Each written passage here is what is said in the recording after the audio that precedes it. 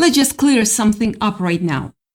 The things people actually say about your body and your appearance when you leave the room, the real unfiltered conversations that happen in parked cars and late night group chats, they are not about your outfit. They are not about your weight or your haircut. Those conversations are a psychological autopsy and an attempt to dissect something they felt but cannot name. They are talking about the frequency you broadcast, not the clothes you wear. And what they are saying is so precise, so uncomfortable, accurate. It's going to rearrange how you see yourself in the mirror. Okay, so let's start. You've spent years feeling like there is a spotlight on you, but you could never figure out if it was admiration or judgment. Today we are going to listen to the playback, and what you hear is going to explain everything. You know that feeling you get in your gut sometimes when you walk into a room. That subtle shift you feel, a tiny current of energy that seems to follow you. That is real. People are not just seeing you, they are registering you. And it's an experience that leaves them scrambling for words. This isn't about ego or vanity. It's about understanding the raw data of your presence and the things that are whispered long after you have said goodnight. If you have ever felt like the odd one out, like your beauty or your demeanor is a puzzle, it's because it is. And the people who are trying to figure you out are usually not bright enough for the task. But here is what they have been saying. What they say when they are trying to decode the quiet storm of your presence. Let's start with the most common thing they say. The thing that gets repeated over and over with wide eyes and hushed voices. It feels like they are reading our soul. Picture this. You are at a gathering. Maybe it's a meeting with people who don't know you well. You make eye contact with someone across the table, just a normal glance. They later describe this moment to a friend. They don't say you were pretty. They don't say they liked your smile. They say, I felt like I had to be honest and something bad will happen. This is a direct quote from the archive of their perception. You looked at them, and in that 2 seconds of unbroken, attentive focus, you did something terrifying to them. You were present. You were just present. Most people are not present. They are performing. They are glancing away to seem humble or glancing down to seem busy. They are projecting a version of themselves. But when you lock eyes with someone, you are doing the most natural thing in the world. You are actually listening to them. But to a world running on social performance, your genuine attention doesn't read an attention. It reads as a threat. It reads as power.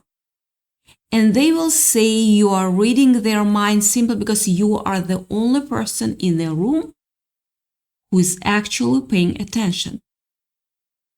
They call it intimidating, but what they really mean is what they cannot lie to you.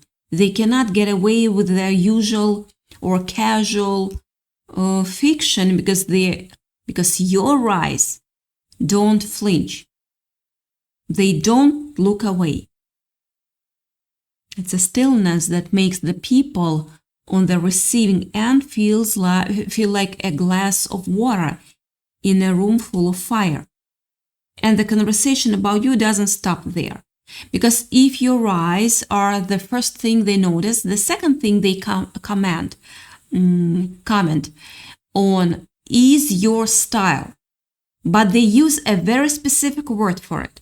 They say you dress like an elegant ghost.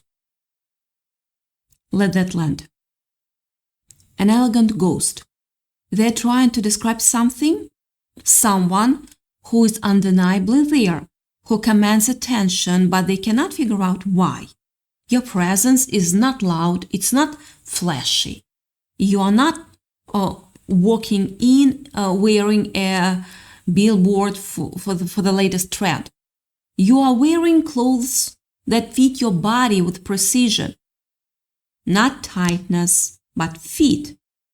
You wear fabrics that move with you, colors that resonate with your own skin. It's not a costume to signal, look at me.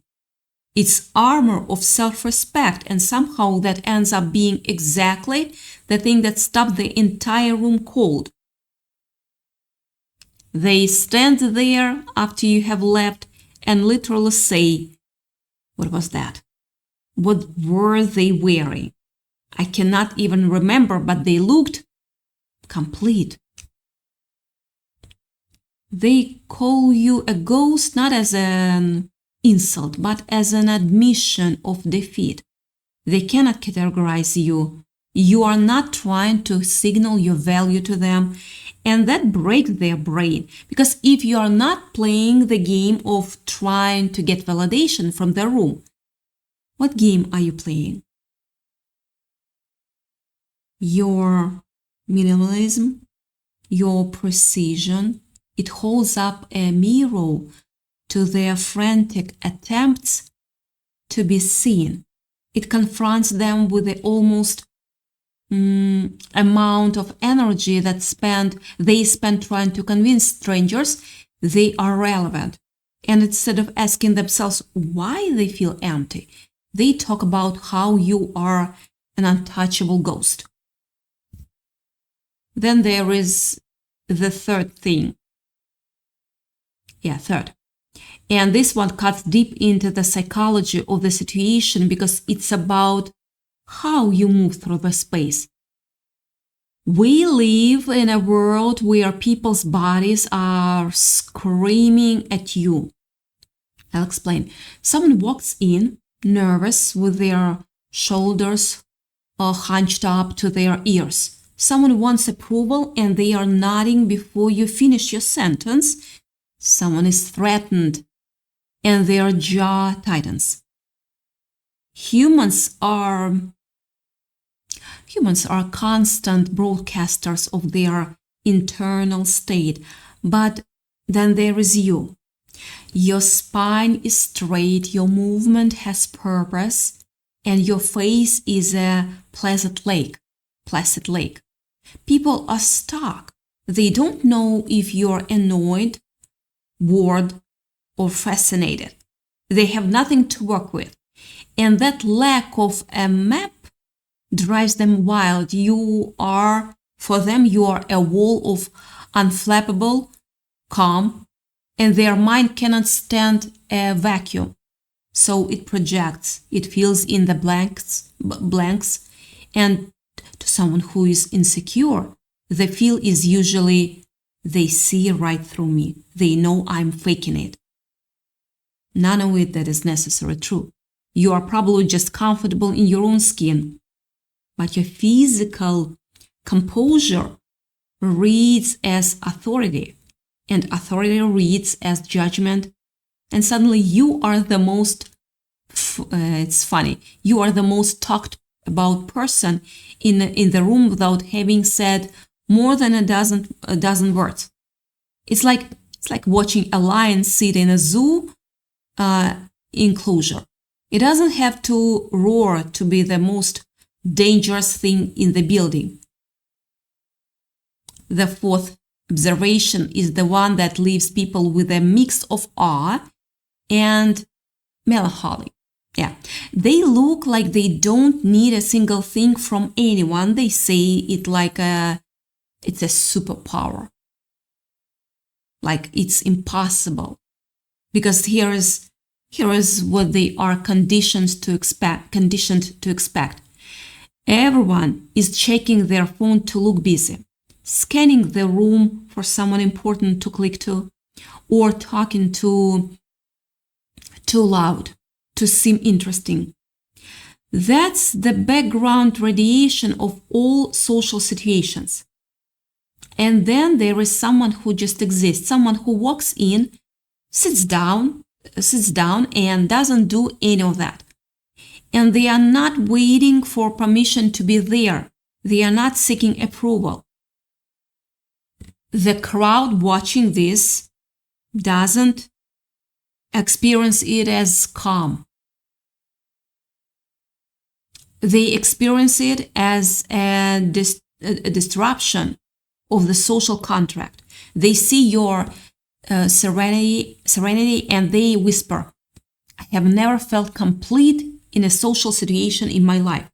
And watching someone who does is making me feel something I don't like. It's a mix of admiration and resentment. Your mere existence is calling them out because it proves that the chaos they feel is a choice, a thing they are addicted to. And your presence is the calm they are desperately afraid of. The fifth thing they obsess over you is your face, but specifically the absence of a constant forced smile. The most surprising thing they say is, will they actually smile at you when they, it feels like you won something. Most people smile constantly. The polite smile, the uncomfortable smile, the smile that says, I agree with you even though you are boring. Yeah, that kind of smile. It's the social lubricant, meaningless because of its sheer volume. Your face rests in genuine, neutrally. Not coldness, no, but authenticity. And because your smile only appears when something usually earns it. When someone genuinely warms you or amuses you, that smile lands like a punch. People remember it for days. They will report to their friends, they smiled at me today. Not a fake smile, a real one. I felt like I passed some kind of test. And they are not wrong. They are not wrong because you are running a test. They are right because your authenticity sets a standard. When you smile, it means something. Your real emotion carries weight, and that scarcity in a market flooded with fake currency makes people feel seen. It forces people to be real with you or to feel the gap between their performance and your truth. And for those who are all performance, that gap is absolutely unbearable. The sixth thing is almost existential, and this one is hard for people to articulate. They just say everything about them just fits, nothing messy. It's not about perfect hair or designed labels. It's an internal coherence, the way you hold yourself, the way you talk, the energy you bring, it all matches. There is no dissonance between what you show and what you are. This is the rarest thing in the modern life. Most people are in a state of constant dissonance. They look confident, but they terrified. They look relaxed, but are performing calm. You don't have that gap. You project what you are, and you are solid. People cannot explain it, but they feel it always. They say there is something different about you, something that makes you look weirdly untouchable. The reason this lands as intimidating rather than just put together is that your presence makes them aware of their own fractures. It's like watching a perfectly thrown pot on a wheel. It highlights how everyone else's clay is spinning off center. The seventh thing is a comment on your energy that seems to transcend time itself. People say, I cannot figure out how old they are. Their face looks fresh, but their eyes look ancient. It's like talking to someone who already knows how the story ends. This is disorienting for people. We're used to reading a story from a face. Youth implies newness. Inexperience. Age implies awareness. But someone who has clearly processed a lot, who has lived deeply, but who carries none of the bitterness of that living, creates a cognitive dissonance. Your exterior is fresh, but your soul is weathered and wise. You are a paradox they cannot solve. They cannot put you in a box, and that inability to categorize something makes people deeply, deeply uncomfortable. It makes them fascinated, obsessed even, because you represent something they cannot define.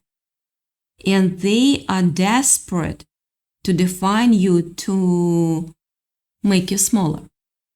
The eighth thing shifts from the visual to the audible, or more accurately, the lack of it. They say they were not even talking, and they were still the most noticeable person in the room. Silence is usually associated with shyness or awkwardness. But they don't say that about you when everyone around you is burning energy trying to hold the room, laughing louder, talking over each other. Your calm, contained, quiet becomes a gravitational pull.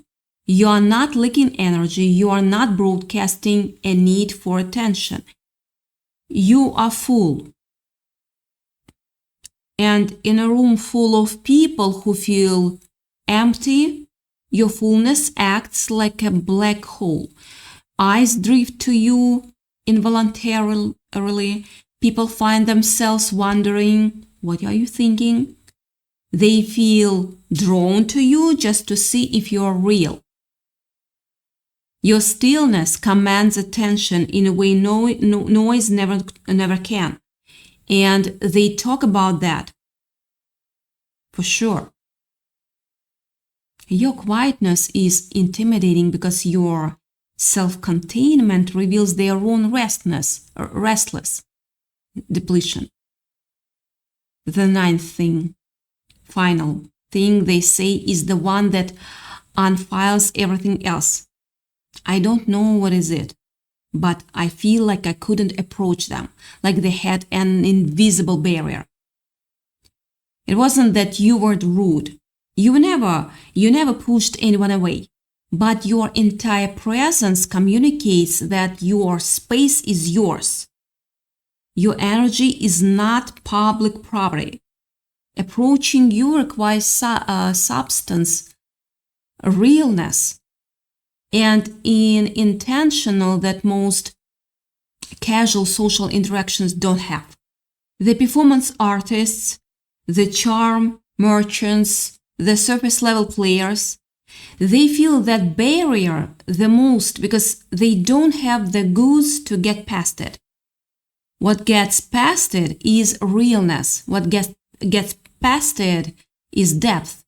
So instead, they stand at a distance and warn each other. Don't even try. They are untouchable. And so on. But here is what nobody tells you about being untouchable. It's not armor. It's not walls you build. It's the natural consequence of knowing yourself.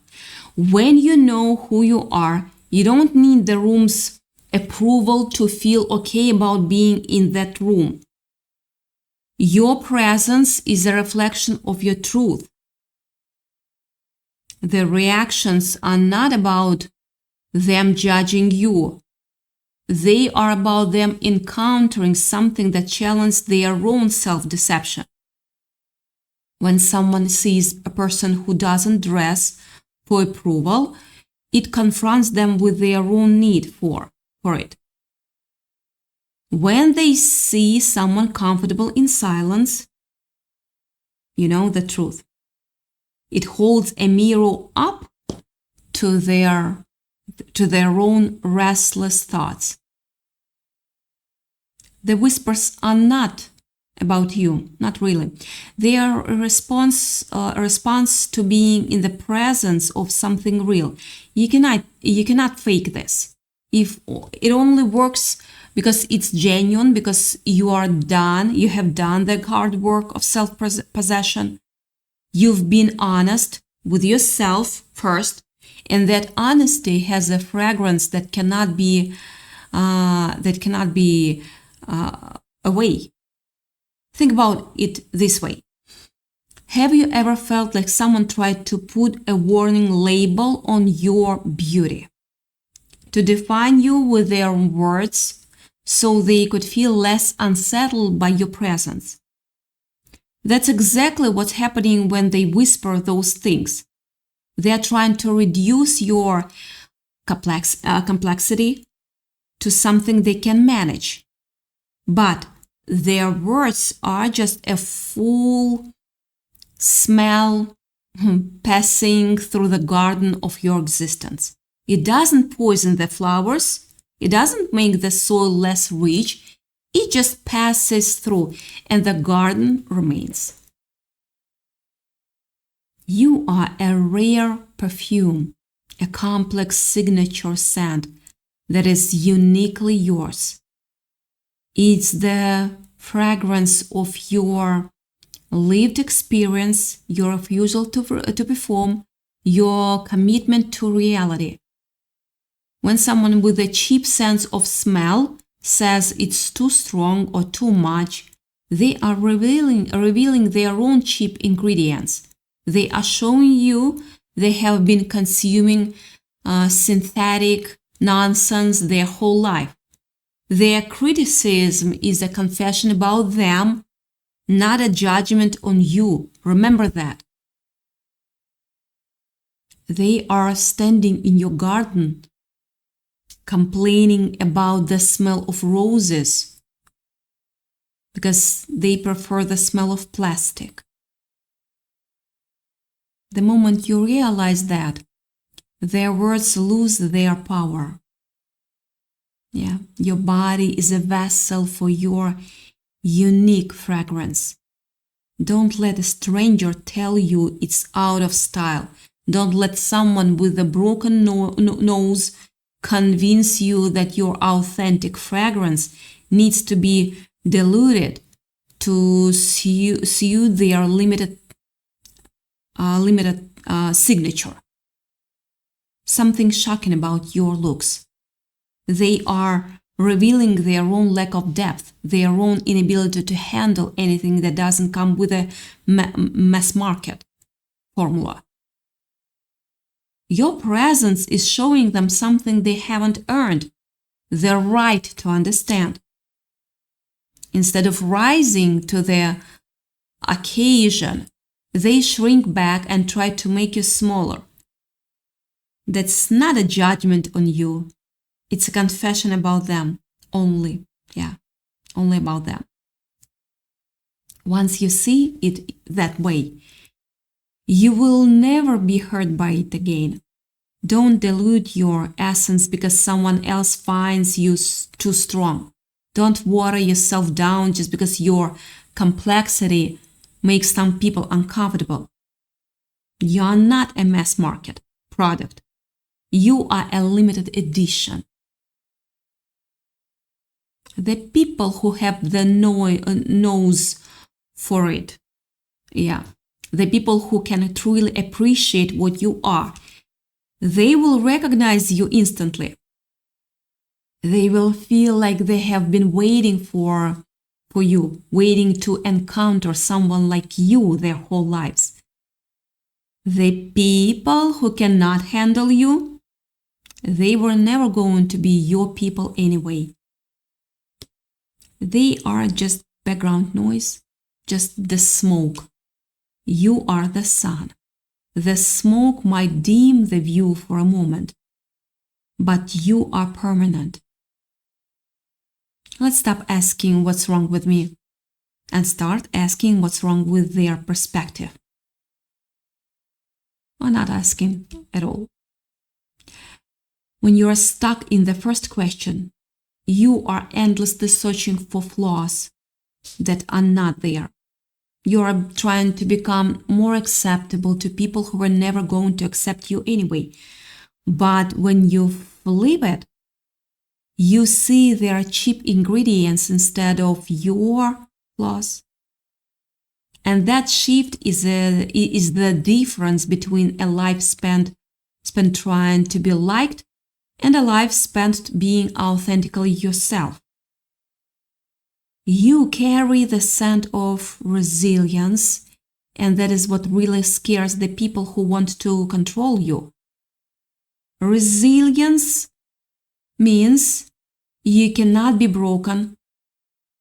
Your worth is not dependent on their approval, and that terrifies people who derive their power from making others feel inadequate.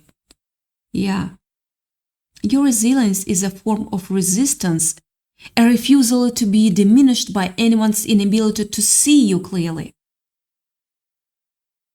Their words are just yesterday news. They are here today, gone tomorrow, completely forgettable. But your beauty, your presence, your authenticity, that is an internal bloom. It doesn't stop growing just because someone walked through the garden and sneezed. The moment you stop seeking their stamp of approval is the moment you truly start to breathe. You are free from that. You've been holding your breath for so long, waiting to be here, to hear that you are enough. But the moment you release that need, your breath in deeply for the first time. That breath is freedom. That breath is the fragrance of someone who has finally come home to themselves. You are the most memorable person in the room because you have stopped needing the room to validate you. You stopped waiting for permission to exist. Your shocking truth is that you are untouchable. Not because you are cold, not because you have built walls, but because you know who you are. They can whisper, they can stare, they can call you mysterious or intimidating or an untouchable ghost. It doesn't matter. Really, just a noise. You are not what they say about you. You are what you know yourself to be. You are a rare fragrance that some people will never have to palate to appreciate. You are the garden that keeps blooming through every passing storm. Their words are not about you. They are about their inability to comprehend the depth of what they are witnessing. That is their limitation, not yours. And the moment you truly understand that, you become completely, beautifully, untouchably free. That's the truth.